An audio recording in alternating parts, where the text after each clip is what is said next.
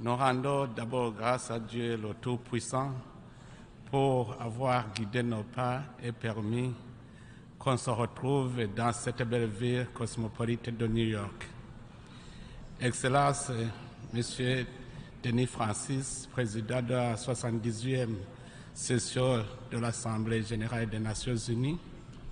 Excellence, Mesdames, Messieurs les chefs d'État et de gouvernement, Chère Majesté, Monsieur le secrétaire général des Nations unies, distingués délégués, Mesdames, Messieurs, tout protocole observé. Permettez-moi d'exprimer mes sincères remerciements à l'endroit du pays hôte, les États-Unis d'Amérique, et de son peuple, en particulier les autorités et la population de l'État de New York, pour l'accueil très chaleureux et l'hospitalité légendaire réservée à ma propre personne et à la délégation qui m'accompagne. De prime abord, je voudrais réitérer mes condoléances les plus attristées au peuple marocain et libyen qui sont aujourd'hui endeuillés par des catastrophes naturelles dont les dégâts humains et matériels sont innombrables. Que Dieu réconforte les familles durement éprouvées. Qu'il me soit permis d'adresser mes chaleureuses félicitations à son Excellence, M. Denis Francis, pour sa brillante élection à la présidence de la 70e session de l'Assemblée générale des Nations unies. Monsieur le Président, le Burundi vous assure de sa pleine coopération et vous adresse ses meilleurs vœux de succès dans l'exercice de votre mandat. Il me plaît également de rendre un hommage mérité à M.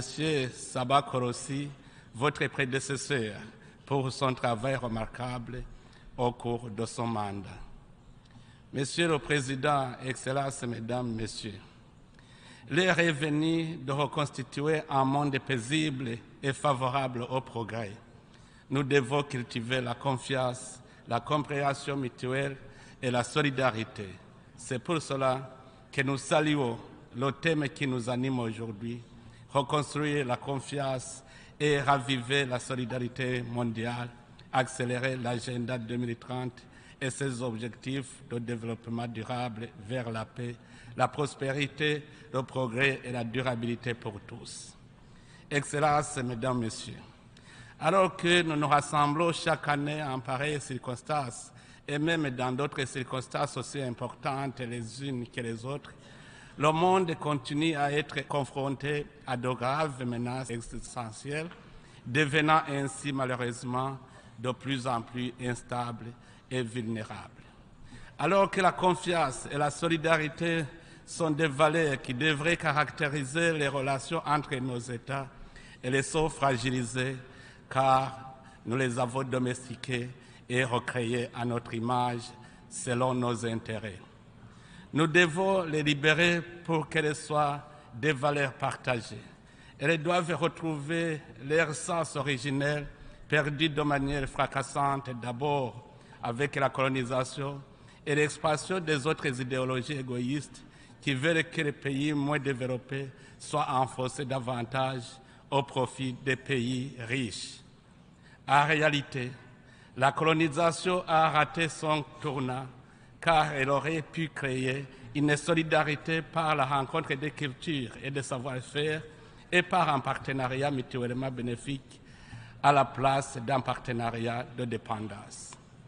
La confiance et la solidarité ont ensuite perdu leur sens premier avec les effets du néocolonialisme caractérisé par l'ingérence multiforme dans les affaires intérieures des États en développement, par l'injuste rémunération des matières premières et par les fortes exigences imposées par les institutions de Bretton Woods, de l'aide au développement ainsi appelée il y a quelques années, au partenariat pour le développement aujourd'hui en usage, les termes prolifèrent mais semblent être tous autant imprégnés de mauvaise foi.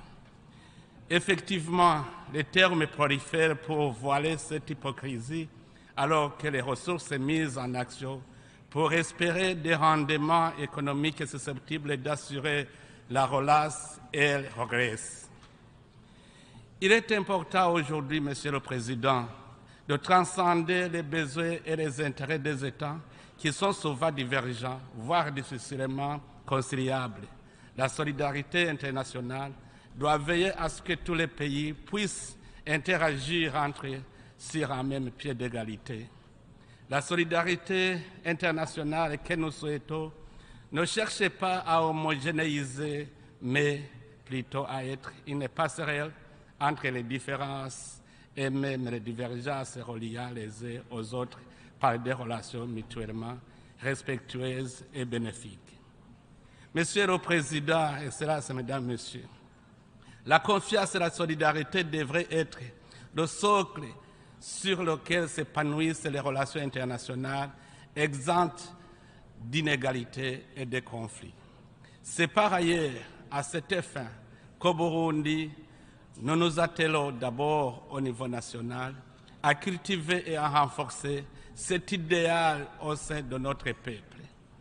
Ainsi, après des années d'instabilité, le processus de vérité et de réconciliation entamé au Burundi porte aujourd'hui des fruits remarquables, car les Burundais sont désormais animés d'un même idéal dans la poursuite des objectifs du développement durable.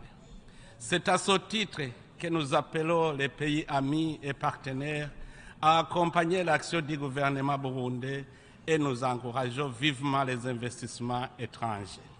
Cependant, le triste constat est que l'aide publique au développement, qui devrait appuyer les efforts du gouvernement à la recherche du bien-être des citoyens, s'est peu à peu effondrée au profit des financements destinés aux acteurs non étatiques servant les intérêts géopolitiques et économiques inavoués de certains États bailleurs. La solidarité internationale devrait, dans l'évidence, inciter les pays développés à contribuer concrètement aux efforts de développement socio-économique des pays les moins avancés. La morale dans dicton Kirundi, Nautungira Muboro, qui signifie que la prospérité n'est durable que si elle est partagée, nous rappelle qu'investir pour la prospérité de son prochain, c'est garantir véritablement la sécurité et la durabilité du progrès de soi. Cela souligne, Monsieur le Président, l'urgence de repasser et de renforcer le partenariat mondial qui passe, à notre avis, par l'allègement de la dette, l'augmentation substantielle des ressources consacrées à la lutte contre la pauvreté, le renforcement de la coopération sud-sud, le partage des technologies et de l'innovation, ainsi que l'élargissement des accords commerciaux.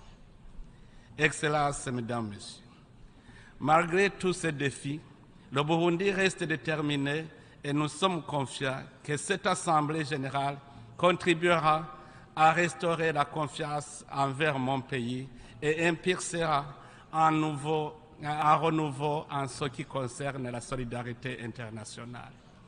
Le gouvernement et le peuple burundais ont une réelle et ferme détermination à optimiser les dividendes de la paix et de la réconciliation si chèrement acquises. Pour cela, notre cheval de bataille est la promotion de la bonne gouvernance et la lutte contre toute forme d'injustice. En effet, nous nous sommes engagés dans un combat sans relâche pour la bonne gestion de la chose publique et grâce à cette lutte acharnée, le Burundi a fait des progrès significatifs en matière de démocratie, de bonne gouvernance et d'amélioration du climat des affaires, devenant ainsi un lieu sûr pour les opportunités d'investissement et d'activités économiques diverses. En plus de cela, des efforts considérables sont consentis dans les secteurs de production qui sont créateurs d'emplois de masse et porteurs de croissance. Dans ce cadre, mon gouvernement s'efforce de valoriser particulièrement le secteur agricole qui mobilise une grande partie de la population burundaise. C'est pour cela que nous avons pris la décision de financer le secteur agricole par le biais du programme national de subvention agricole qui subventionne les fertilisants, les semences sélectionnées et les produits phytosanitaires. Notre action porte également sur le développement de la recherche dans le secteur agricole, la mécanisation et l'utilisation des technologies avancées pour la transformation agroalimentaire ainsi que les infrastructures rurales. Pour ce faire, un pacte national pour l'agriculture a été élaboré et mis en place de 2 agropoles autour de 4 filières rentables dans une courte période, ainsi qu'une zone spéciale industrielle agricole. Nous voulons impliquer sur ce front les opérateurs économiques burundais et les investisseurs étrangers. Dans ce cadre, et pour mettre en œuvre ce plan, les réglementations appropriées du nouveau Code des investissements sont aujourd'hui très attrayantes. Compte tenu de son climat favorable à l'agriculture toute l'année, l'abondance de la main-d'œuvre et la fertilité exceptionnelle de son sol, le Burundi est la meilleure destination pour quiconque souhaite investir dans le secteur agricole. Excellences, Mesdames, Messieurs, dans d'autres secteurs, mon gouvernement vient de mettre à jour le Code des miniers afin de créer un environnement favorable aux investisseurs dans ce secteur dont le potentiel abondant en minerais demeure sous-exploité. L'ambition de mon gouvernement est de relever notre économie en exploitant les ressources naturelles pour faire du Burundi un pays émergent en 2040 et un pays développé en 2060. Pour gagner notre pari, nous mettons en avant-garde les jeunes et les femmes qui sont de réels acteurs du développement socio-économique à travers la promotion de l'entrepreneuriat, l'innovation et l'esprit de créativité. En effet, nous misons surtout sur la jeunesse car il n'existe pas d'arme plus efficace que la jeunesse dans la lutte contre la pauvreté et dans la prévention des conflits. En tant que champion de l'Union africaine pour l'agenda jeunesse, paix et sécurité, je saisis cette occasion pour plaider pour une meilleure inclusion et une participation effective des jeunes dans les programmes de développement de nos États respectifs. À cet égard, j'ai bien accueilli la décision de l'Assemblée générale de créer un bureau des Nations unies pour la jeunesse et je félicite le secrétaire général Antonio Guterres qui a proposé cette idée phare dans le cadre de son rapport sur le programme commun. C'est de cette manière que la confiance intergénérationnelle et la solidarité pourront réellement être source de paix et de sécurité pour le développement durable. Partisan de la non-discrimination des jeunes et des femmes, le gouvernement burundais a fait le choix de mettre à profit leurs nombreux talents et connaissances et de promouvoir leur autonomisation économique. Ainsi, dans la volonté d'accélérer la mise en œuvre de l'agenda 2030, la gratuité scolaire au Burundi depuis 2005 a permis à la fille burundaise d'avoir le droit à une éducation de qualité et à se préparer ainsi à la participation active dans la vie nationale. Depuis 2 décennies, le Burundi a amélioré les rapports hommes-femmes dans l'arène politique en fixant à au moins 30% la représentation de la femme à l'Assemblée nationale et au Sénat, et ce taux avoisine aujourd'hui 50% au Parlement et au gouvernement et dans les postes de responsabilité. Désiré de ne pas laisser personne derrière dans son élan de développement socio-économique, le gouvernement du Burundi ne ménage aucun effort pour promouvoir l'émancipation et l'autonomisation de tous les groupes spécifiques de sa population. Dans cette optique, la communauté des Battois, longtemps victime de la discrimination, bénéficie aujourd'hui d'une politique de discrimination positive dans les systèmes éducatifs et de santé et de l'habitat. La gratuité des soins de santé pour les enfants et les femmes enceintes a également contribué à l'amélioration des conditions de vie des femmes en général et des familles battois en particulier. Monsieur le Président, Excellences, Mesdames, Messieurs, j'ai pris mon temps pour vous relater la situation de mon pays pour vous montrer que le Burundi est bien remis sur les rails, ce qui lui vaut sa place au concert des nations. C'est un pays qui vient de surmonter les situations difficiles de son histoire, mais qui dispose de tous les atouts pour aller très loin dans le développement. En réalité, si aujourd'hui le Burundi est une charge pour des partenaires au développement, demain la situation pourra changer si on parvient à obtenir un capital de démarrage conséquent pour sortir définitivement de la catégorie des pays moins avancés. Monsieur le Président, Excellences, Mesdames, Messieurs, nous voulons un monde meilleur, mais celui-ci se heurte à de multiples conflits auxquels nous devons opposer collectivement unité et fraternité. Des pays en difficulté ont besoin de nous tous. C'est donc dans un esprit de solidarité qu'au sein de la communauté est-africaine que je préside, nous avons initié une série d'actions en vue du retour à la paix et à la sécurité dans l'Est de la République démocratique du Congo. Le Burundi participe également aux opérations de maintien de la paix et de la lutte contre le terrorisme en République centrafricaine et en Somalie, ce qui témoigne de la volonté du peuple burundais à contribuer dans l'avènement d'un monde meilleur et plus solidaire.